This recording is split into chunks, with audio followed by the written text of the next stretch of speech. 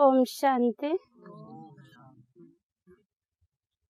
राजयोगर साधक प्रिय भाई और भौणी मानंको आज योग अभ्यास कार्यक्रम रे हार्दिक स्वागत जनाऊँछि। योग आसन, प्राणायाम, व्यायाम एभली अनेक प्रकार साधना रही जहा शरीर को निरोग रखे एवं शरीर को शक्तिशाली बनाए। मात्र राजयोग यह एक मानसिक प्रक्रिया अटे जहा मन एवं बुद्धि को शांत शीतल रखिवा सहित परमात्मा का सानिध्य लाभ करिवारे साहाय्य करे। वर्तमान आमे सही राजयोगर अभ्यास करिवा। यह अति सहज प्रक्रिया अटे। केवल मन एवं बुद्धिर तार को भगवान को सहित जोड़ी सर्वशक्ति सर्वगुण को भगवान को प्राप्त करिवा यार अन्य नाम राजयोग अटे। ए राजयोग अभ्यास करिवा पई समस्ते मन एवं बुद्धि को स्थिर रखी सुखासन में बसिवा, निजर मेरु हाड़ को सीधा रखिवा, आखि खोला रखिवा। प्रथमे मन एवं बुद्धि को एकाग्र करिवा पई 3 थर ओम ध्वनि करिवा।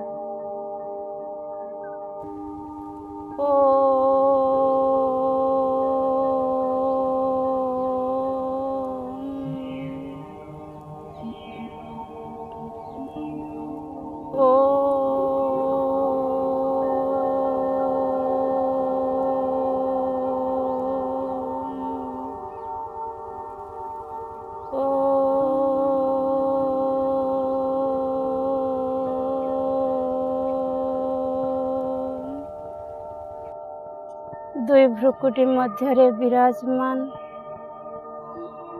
मु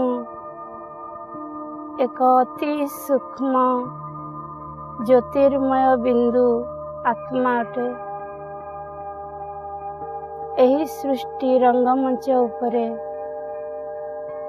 अनेक आत्मा सहित मोर अभिनय चली अछि। वर्तमान मु आत्मा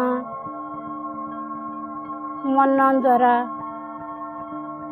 एही सृष्टि नाटकर ऊर्ध्व को यात्रा करुअछि। आवाज र दुनिया को अतिक्रम करी ऊपर को जाउअछि। 5 तत्व को पार हुई बहुत ऊपर को सही लाल रंगर प्रकाशमय दुनिया रे प्रवेश करुअछि। सही ज्योतिर्मय तत्व परम धाम ब्रह्मलोक जेउठी मु सर्वशक्तिमान परमात्मा दर्शन करुअछि।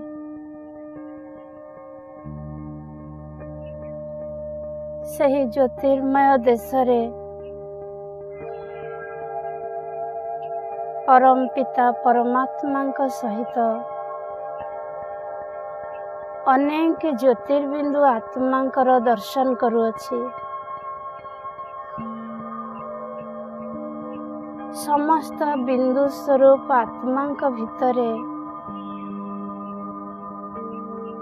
केवल विशेषता ही मते देखिबा को मिलुछि। प्रत्येक आत्मा गुणवान अटंती। सही ब्रह्मलोक परम धाम घरे मु सर्व आत्मांकर गुण को दर्शन करि पारुछि। मु अनुभव करुछि कि मु गुणवान आत्मा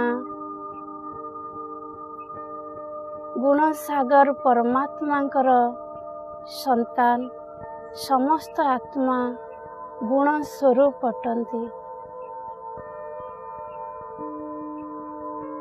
गुणर सागर पितांकर गुणर किरण को मु निज भितरे धारण करी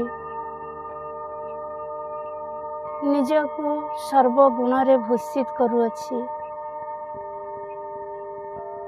सर्व आत्मांकर विशेषता को अनुभव करी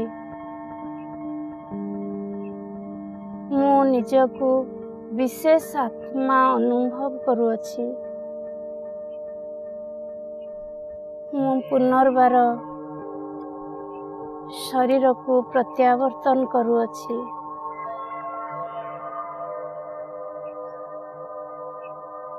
मो भितरे थिबा विशेषतार प्रभाव अनेक आत्मा को विचुरित हेउछि। एही सृष्टि नाटक रे अभिनय भितरे मु समस्तंक भितरे विशेषतार दर्शन करुछि एवं मोर विशेषता समस्तंक निकट को मोर व्यवहार कार्यकलाप द्वारा आपे ही ग्रहणीय हेउछि।